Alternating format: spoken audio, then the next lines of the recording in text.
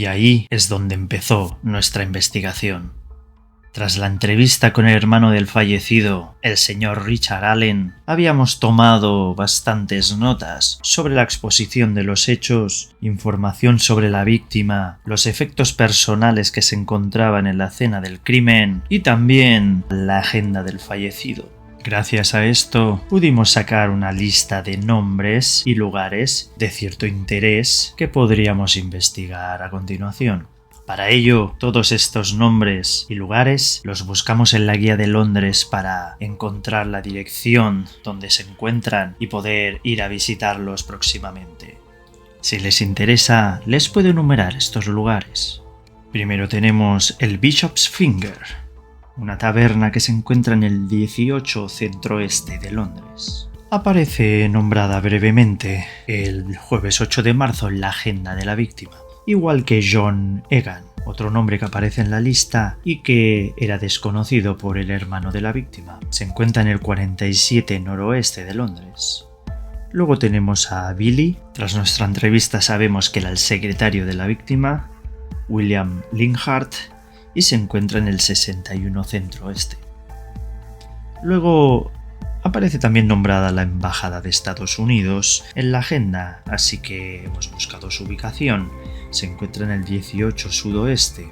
Courtney Allen, la propia víctima, vive en el 14 noroeste y Richard Allen, su hermano, vive en el 1 centro-oeste. Podemos suponer que la mujer del fallecido, Beatriz, la podremos encontrar en el domicilio familiar. Otro lugar interesante es el King's Chop House, lugar donde el hermano de la víctima le había propuesto ir a cenar, pero estaba ocupado y al final no pudieron ir. También tenemos la propia Sociedad de Armamentos Grant, la empresa del fallecido, que se encuentra en el 5 centro-oeste de Londres. Ahí, en un callejón tras la sociedad, es donde se encontró el cadáver de la víctima, así que la escena del crimen debe ser en el entorno cercano. Deberíamos ir a investigarlo tarde o temprano. También, como lugar interesante, tenemos que el 221B de Baker Street, en el 42 noroeste, es el domicilio de nuestro estimado Sherlock Holmes. Podría ser una buena fuente de información en caso de que nos encontremos bloqueados en nuestra investigación. Del entorno cercano de la víctima tenemos a Lord Henry Raglan, que se encuentra en el 56 sudoeste. Es el vicepresidente primero de la Sociedad de Armamentos Grant. Y también tenemos a Philip Marlowe en el 32 noroeste, que es el vicepresidente segundo. También tenemos otra taberna que se nombra en la agenda de la víctima, una tal Spaniards, que se encuentra en el 25 sudoeste. Por ahora, esas son todas las líneas de investigación que hemos conseguido sacar a partir de nuestras notas sobre el caso. Para empezar, la mejor opción tal vez sería ir a visitar la Sociedad de Armamentos Grant, que es el lugar del crimen. Ahí seguramente consigamos obtener más información sobre el suceso. ¿Os parece? Voy a ir llamando al servicio de carruajes. Nos vemos allí.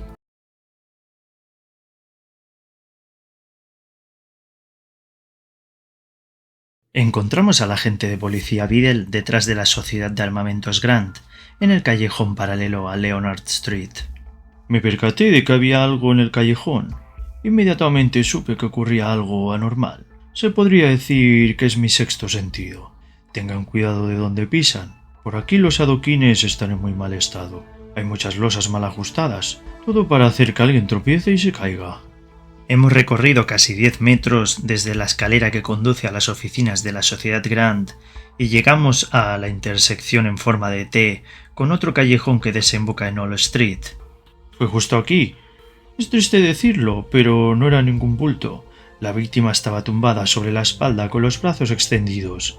La fuerza de la bala le había arrojado hacia atrás.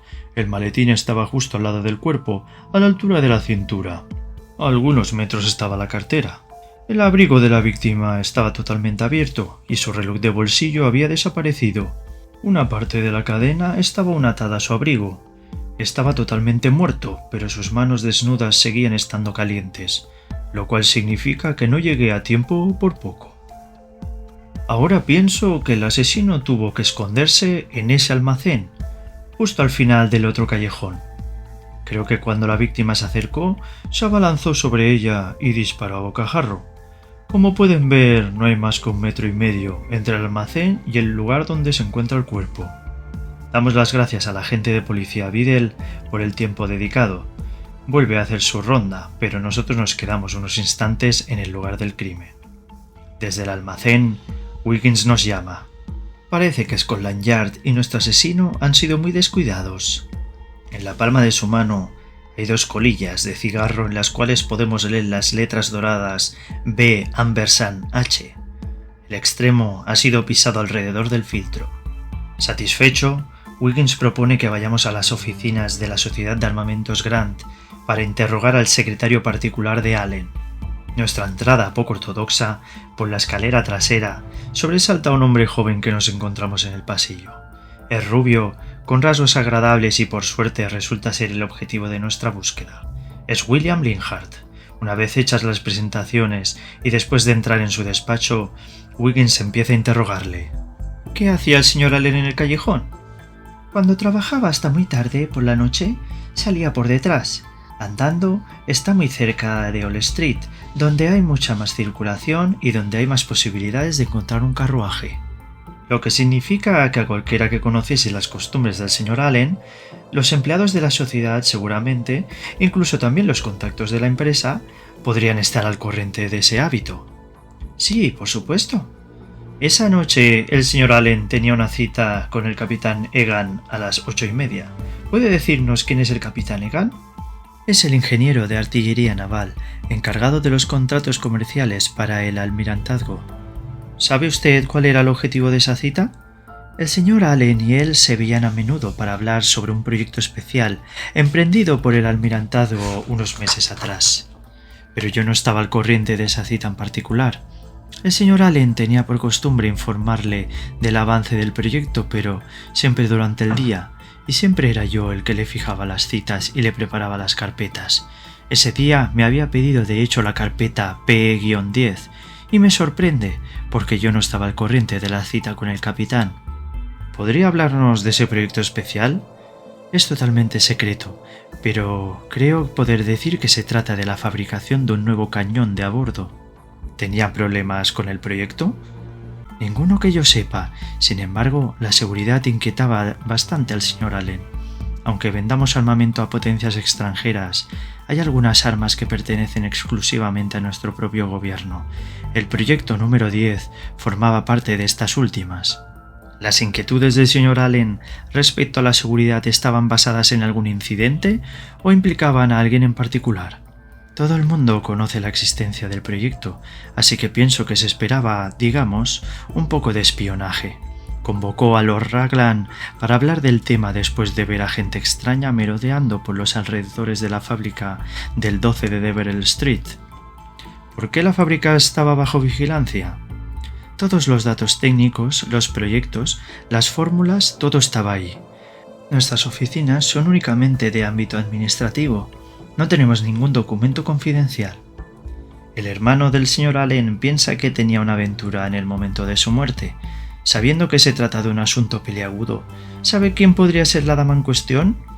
No, a lo largo de estos años siempre he estado al corriente de los pequeños asuntos del corazón del señor Allen, pero de una manera muy general. Cuando trabajábamos siempre había algo que hacía alusión a su vida privada.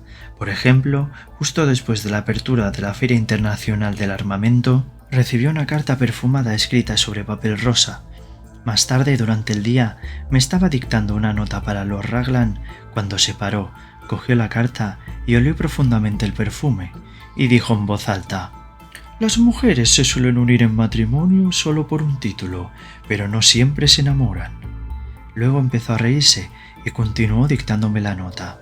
¿Es ahora el secretario del nuevo presidente, el señor Marlowe? Sí, era el sucesor escogido por el señor Allen desde hacía mucho tiempo, lo que demuestra claramente el tipo de persona que era el señor Allen.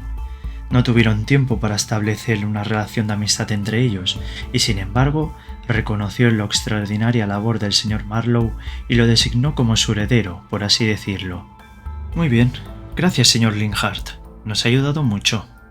Saliendo del lugar, nos ponemos a repasar las notas tomadas. Visitando la escena del crimen, hemos obtenido ciertamente unos datos bastante valiosos. Por ejemplo, que a las 19 horas el cuerpo del fallecido todavía tenía las manos calientes, así que seguramente murió alrededor de esa hora. También que el culpable seguramente se le abalanzó desde un almacén cercano y le disparó a bocajarro. Hemos encontrado 2 colillas de cigarro con las letras doradas B. Ambersanache, que pertenecen a la marca Bones & Hons, que se encuentra en el 16 noroeste de Londres. Así que tenemos una nueva dirección para visitar.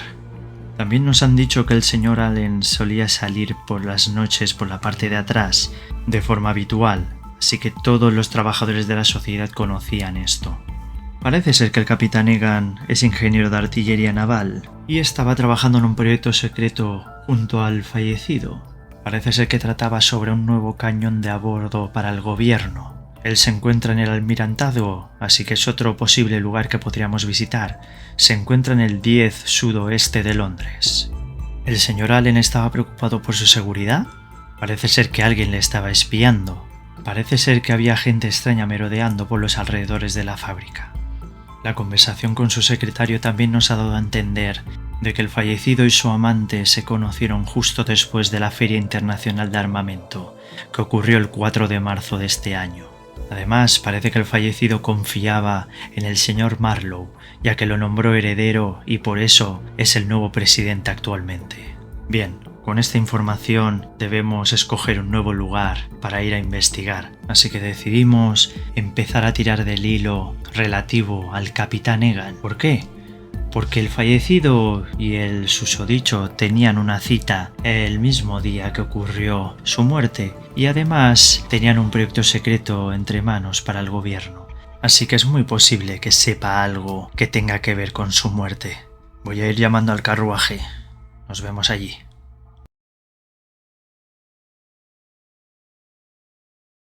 El capitán Egan es un hombre pequeño y belicoso. Va y viene detrás de su escritorio de roble macizo como si estuviera sobre la popa de un navío. Hace 8 meses, Allen vino a este despacho con el plano de un nuevo cañón de a bordo de concepción revolucionaria. No puedo decir gran cosa, como ya saben es totalmente secreto. El proyecto fue aprobado y los créditos se desbloquearon para su realización. ¿Podría decirnos algo a propósito de la cita que el señor Allen debió haber tenido con usted el día de su asesinato? Con un tono seco el capitán pronuncia un nombre que no comprendemos, y un teniente envejecido, oficinista desde hace mucho, un fracaso del ascenso, entra en el despacho. Tráigame la carpeta de la Sociedad de Armamentos Grant. Luego se dirige de nuevo hacia nosotros. Allen me envió un vago mensaje esa mañana. Era un hombre que hablaba poco. La seguridad del proyecto número 10 le daba problemas, lo sé, pero no hablaba mucho sobre ello. Era el responsable y se ocupaba de él. Por supuesto, algunos de mis hombres participan en el proyecto. El teniente se marcha con la carpeta y vuelve otra vez al olvido. El capitán nos muestra entonces el mensaje. Observamos atentamente la nota durante unos segundos y nos enseña luego una lista detallada de las actividades de Richard Camp, ingeniero encargado de la realización del proyecto número 10. Como pueden ver, llevaba siempre cajas y paquetes a la embajada de Francia. Émilie Zobar, el encargado militar francés, tiene sus despachos en la embajada. ¿Piensa entonces que el mensaje del señor Allen significaba que tenía información que comprometía a Camp en algún asunto concerniente a la seguridad del proyecto número 10? Eso pensé, y aún lo pienso, pero Lord Raglan, el responsable del proyecto, me ha asegurado que los miedos de Allen no tenían fundamento. Nos hemos reunido 2 días después de su desgraciado fallecimiento. Por preocupación, me ha dicho que iba a apartar a Camp del proyecto. A partir de esa conversación, he prestado toda mi atención a Zobar, von Schulenberg, Del Guerra y Meshkov. Sus gobiernos estarían todos interesados en nuestro nuevo cañón. Hasta ahora, mis hombres no han hallado nada. Gracias, capitán. Tras esta conversación, salimos a la calle de nuevo y nos planteamos nuestro siguiente destino. Parece ser que diversas embajadas extranjeras han estado interesadas en el proyecto secreto del fallecido. Tomamos nota de los nuevos nombres y buscamos sus direcciones. Tenemos a Richard Camp, el ingeniero encargado del proyecto número 10, que vive en el 23 noroeste. También tenemos la Embajada de Francia en el 59 sudoeste de Londres. Y también tenemos a Emily Zobar en el 41 centroeste. Luego tenemos diversos dignatarios como von Schulenberg en el 51 sudoeste, Del Guerra en el 36 centroeste y Meshkov en el 34 sudoeste. Pero hay algo curioso con este último nombre, Alexei Meshkov. No podemos evitar relacionarlo con el tal A.M. que aparece anotado en la agenda del fallecido. El POSIT de la agenda dice exactamente PE10 Spaniard, esta noche 22 horas A.M. Hace una referencia obvia al proyecto especial número 10 y luego nombra un tal Spaniard. ¿Se referirá a alguien español o tal vez es un lugar? Y luego cita a las 22 horas a un tal A.M. ¿Se referirá a Alexei Meshkov? Para resolver esta duda decidimos dirigirnos directamente a visitar al tal Alexei Meshkov para intentar sonsacarle si está implicado de alguna forma en el caso.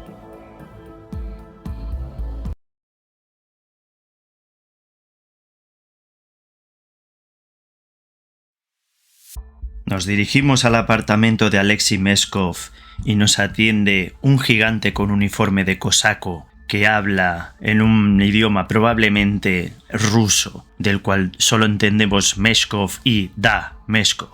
Entendemos que no está y nos dirigimos directamente a la embajada rusa. En la embajada de Rusia somos escoltados hasta el despacho de Alexei Meshkov, el agregado militar. Su escritorio no disimula su corpulencia. Es muy amable, casi hablador. Mi gobierna está extremadamente interesada por el nuevo cañón de borda que Grant está fabricando.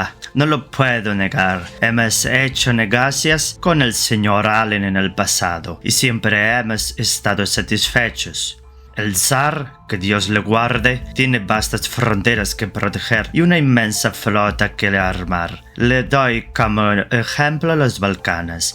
Estamos esperando que el gobierno británico se digne en autorizar a Grant a vendernos el nuevo cañón. Cuando Meshkov acaba de hablar, hay un ruido metálico inesperado al lado del escritorio. «Ah, gracias, joven», dice a Wiggins, que recoge el bastón que resbaló solo. Meshkov se acaricia el muslo y se explica. «Un asunto de honor hace ya algunos años, aunque tampoco tanto». Mientras mi adversario caía hacia adelante, muerto de un tiro al corazón, su pistola se disparó accidentalmente, al igual que el bastón se deslizó del escritorio. Desafortunadamente la bala encontró mi pierna. Señor, ¿le importaría mucho decirnos dónde estuvo el 9 de marzo? Meshkov echa la cabeza hacia atrás y se ríe a pleno pulmón. Claro que no, amigos. Estuve en una presentación en el teatro Covent Garden y me quedé allí toda la noche. Como no tenemos nada más que preguntarle, le damos las gracias y nos despedimos. Una vez fuera, valoramos dónde continuar investigando y decidimos acabar de confirmar la coartada del señor Alexei Meshkov yendo a visitar la taberna Spaniards que hemos encontrado en la guía de Londres. Allí es donde se había citado el señor Allen con alguien, según su agenda, así que nos dirigimos para allá.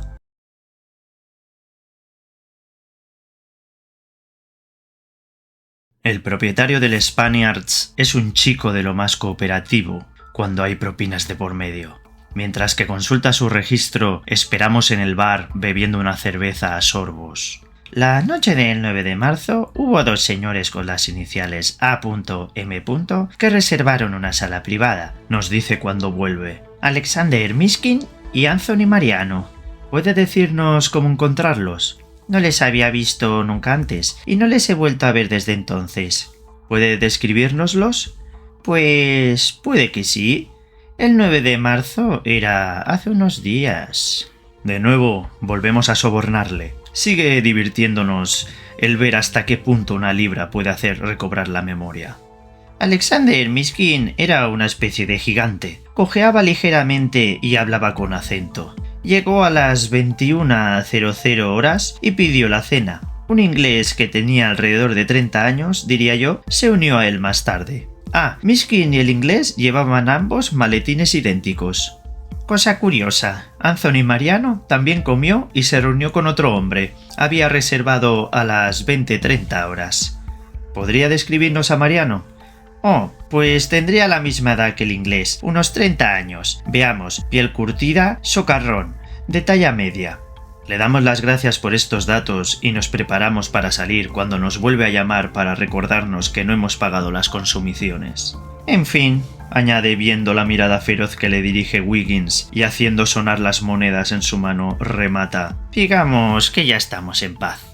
La visita al Spaniards no solo ha sido provechosa para tomar una cerveza, sino que también hemos sacado una información muy valiosa sobre la cita que tuvo lugar el 9 de marzo por la noche.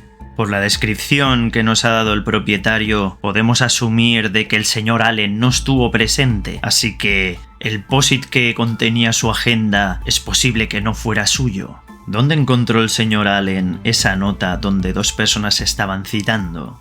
Además, es curioso que uno de ellos, según su descripción, cojeaba ligeramente y tenía acento. Revisando las notas parece obvio que se trata del señor Alexei Meshkov, ya que necesita un bastón para andar y tiene un claro acento ruso.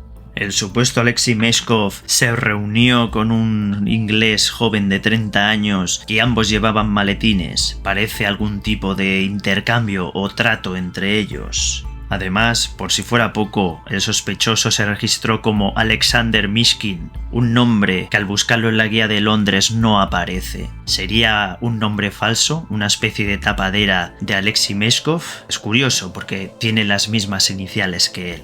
Es más, si se estaba reuniendo con un nombre falso, ¿significa que el intercambio que estaba realizando era algo clandestino? ¿Estaba haciendo algo ilegal? Lo primero que viene a la mente es un intercambio de información confidencial sobre el proyecto secreto en el que estaba trabajando el señor Allen. Además, el propio Alexei nos ha confirmado de que la embajada rusa tiene interés en el proyecto en el que estaba trabajando. Por esta razón decidimos descartar a Anthony Mariano como un posible implicado en el caso. Nuestro siguiente paso debe ser, pues, ir a entrevistar al resto de gente que trabaja en la Sociedad de Armamentos Grant, a ver si sacamos más información sobre el proyecto secreto y la gente implicada en él.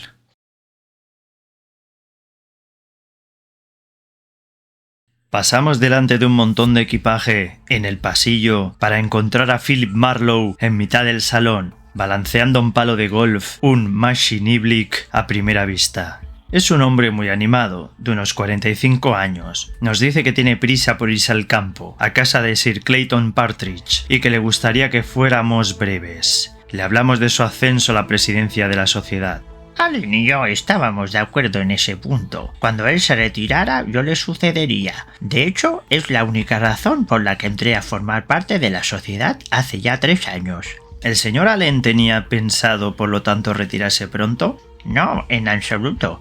Miren, tengo que admitir que estoy un poco afectado por la muerte prematura de Allen. Es una tragedia y estoy escandalizado, como tendría que estarlo cualquier hombre decente. Pero no estábamos muy unidos y me alegro de poder dirigir todo esto. ¿Dónde estaba la noche del 9 de marzo? Estuve jugando al golf con Sir Clayton pasado mediodía y después cené con él en su casa. Me quedé hasta medianoche aproximadamente. El mayordomo entra en la sala con una maleta en una mano y una escopeta de caza en la otra. ¿Listo, Swinson? Bien, me marcho.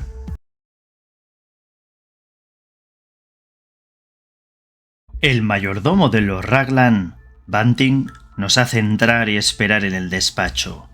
La casa de Lord Henry nos impresiona casi tanto como el propio Lord Henry cuando llega. Con 30 años, encarna la imagen misma del inglés, refinado, con un encanto y un estilo seductor, a la vez que repelente. Una vez las presentaciones han terminado, va a sentarse detrás de su escritorio y desde allí nos invita a empezar. Antes de que podamos hacerlo, se percata de un sobre encima del escritorio y llama inmediatamente a Bunting. La Drummonds se ha vuelto a equivocar. Asegúrate de que esto sea enviado de inmediato. Pido disculpas, señores. Un débito en lugar de un crédito o algo parecido. Empiecen, se lo ruego. La noche en la que el señor Allen fue asesinado tenía una cita con el capitán Egan, ¿no es así? En efecto, el ingeniero de artillería naval, encargado de los contactos comerciales en el almirantazgo. Trabajamos en un proyecto secreto para el almirantazgo y Corney estaba inquieto por uno de los ingenieros, Richard Camp, que amenazaba la seguridad del proyecto. Hemos estado hablando del tema esta mañana. No comprendo por qué esa idea. Lord Henry se interrumpe para estirar la mano hacia una cajita de plata y coger algo. Saca un cigarrillo en el cual está escrito en letras doradas B. H. Lo introduce en una boquilla para cigarros de ébano, lo enciende y se deja caer en su sillón. No. Camp es un buen hombre, pero por no hacer una concesión a Egan, le he retirado del proyecto y le he destinado a otro lado. Trágica la muerte de Corney. Cuando pienso que tenía intención de pasarme por su despacho esa noche, pero que me tuve que quedar hasta tarde en la fábrica. Si me hubiera pasado por allí, el ladrón podría habernos atacado a los dos. ¿Se disgustó al no haber sido nombrado presidente? Después de todo, usted era el vicepresidente primero. En absoluto, estoy muy contento con mi labor en el ámbito técnico. Los problemas administrativos no me interesan. Además, una de las condiciones por las que Marlowe fue contratado era que sucedería a Corney cuando éste se retirara. Por supuesto, eso no debería pasar hasta dentro de unos años. Gracias, Lord Henry. Saliendo de la mansión de Lord Raglan, repasamos las notas de la conversación con él y destacamos que ha nombrado a la Drummonds, un banco que se encuentra en el 26 centro-oeste de Londres. También ha vuelto a salir el nombre de Richard Camp. Y lo más importante, le descubrimos fumando cigarrillos de Bons & Hons, la misma marca de cigarrillos que fue encontrada en la escena del crimen. Interesante. Así que decidimos añadirlo a la lista de sospechosos. Nuestra siguiente parada será ir a hacer una visita a Richard Camp, ya que se le ha nombrado varias veces y queremos descubrir cuál es su implicación en todo esto.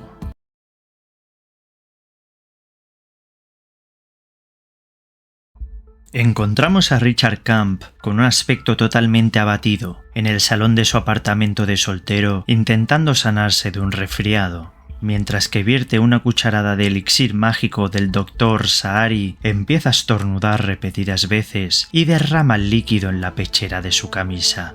«¡Santo cielo!», dice. Lanza la cuchara al otro lado de la sala y bebe un largo trago directamente del frasco. «El hecho de estar enfermo me pone de muy mal humor», dice excusándose. «Sentimos mucho molestarle, pero nos gustaría hacerle unas preguntas. ¿Podría decirnos por qué ha sido apartado del proyecto número 10? Lord Raglan me ha destinado a otro sitio, simplemente. Como el proyecto número 10 iba bien encaminado, pensó que sería más útil en otro campo. También me comentó que mis visitas a la Embajada de Francia habían sido malinterpretadas por algunos y que esto sería lo más sensato». ¿Sus visitas a la Embajada de Francia? Estoy prometido en secreto con la hija del vicecónsul. Su padre no es un hombre fácil. Su tío, Emile Zobar, nos aprecia bastante. Como trabajo para la cuenta de una fábrica de armas y él es el agregado militar, tengo que acercarme a la embajada para verle. El señor Allen y Lord Raglan conocen perfectamente las razones de mis visitas. ¿Nunca ha comentado el proyecto número 10 con el señor Zobar? No, nunca, jamás. ¿Dónde estaba la noche del 9 de marzo? Tuve una cita con mi prometida en Rules. Cenamos durante un largo rato y luego la acompañé a la embajada. Como me crucé con su tío volviendo, me agradeció el regalo que le hice por su último cumpleaños, una caja de Bons & Hons imperiales, su marca favorita, pero añadió que estos pequeños presentes no me salvarían si alguna vez hacía llorar a su sobrina preferida. La cara que puso en ese momento me hizo sentir escalofríos. Gracias por su cooperación, señor Camp. Deseamos que se reponga lo antes posible. Volvemos a la calle y vemos que ya es de noche. Y decidimos dejar la investigación por hoy, no sin antes repasar las notas de la última conversación. Nos da la impresión de que Richard Camp es inocente. Parece que las sospechas sobre él eran infundadas. La razón de sus visitas a la Embajada de Francia es porque tiene una relación en secreto con la hija del vicecónsul. Además, el 9 de marzo por la noche tiene una coartada ya que estaba de cita con su prometida en un local llamado Rules, que se encuentra en el 19 centro-oeste de Londres. Pero hemos descubierto algo interesante. Parece que el tío de su prometida, Émilie Zobar, el agregado militar de la Embajada de Francia, fuma cigarrillos Bon Sanjons imperiales, igual que los encontrados en la escena del crimen, así que ya tenemos un sospechoso más que podría haber estado presente en el lugar. Dándole vueltas a esta última revelación, llegamos a nuestro apartamento, donde decidimos hacer un repaso de toda la información que tenemos hasta el momento.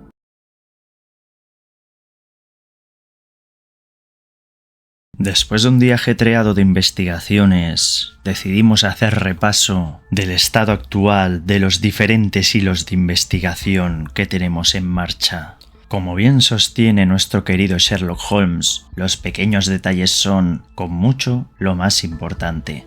Así que, siguiendo el método deductivo popularizado por el maestro, balancearemos las posibilidades y elegiremos las más probables. Al final, es el uso científico de la imaginación. Así que vamos allá. Con nuestra investigación de la escena del crimen, obtuvimos una prueba incriminatoria fundamental en toda esta investigación. Encontramos unos cigarrillos con las letras B&H, que luego descubrimos que se trata de la marca Bon Sanjons. Así que vamos a basar nuestra identificación del culpable en individuos que fumen o hayan fumado esta marca de cigarrillos. Por ahora tenemos dos principales sospechosos que hayamos encontrado que fumen esta marca de cigarrillos. El primero es Lord Henry Raglan, vicepresidente primero de la Sociedad de Armamentos Grant. Y el segundo es Émilie Zobar, el agregado militar francés en la Embajada de Francia. Por ahora todo apunta a que el móvil del crimen tiene relación con el proyecto secreto en el que estaba trabajando la víctima.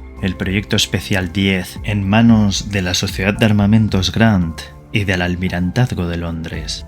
Pero eso no es todo. Todavía tenemos varias líneas de investigación abiertas, pendientes de revisar en algún momento. Por ejemplo, todavía queda todo el tema de la mujer de la víctima, Beatrice Allen, y de la supuesta amante desconocida del susodicho. Ahí podría esconderse una motivación de asesinato. Como todavía nos falta mucha información al respecto, en algún momento deberíamos investigar esta posibilidad con el fin de descartarla si es conveniente. También deberíamos investigar más a fondo las embajadas extranjeras, ya que pueden tener intereses en el proyecto especial del Almirantazgo. Ya pasamos por la embajada rusa y hablamos con Alexei Meshkov, pero todavía nos quedan pendientes Émilie Zobar, von Schulenberg y Héctor del Guerra.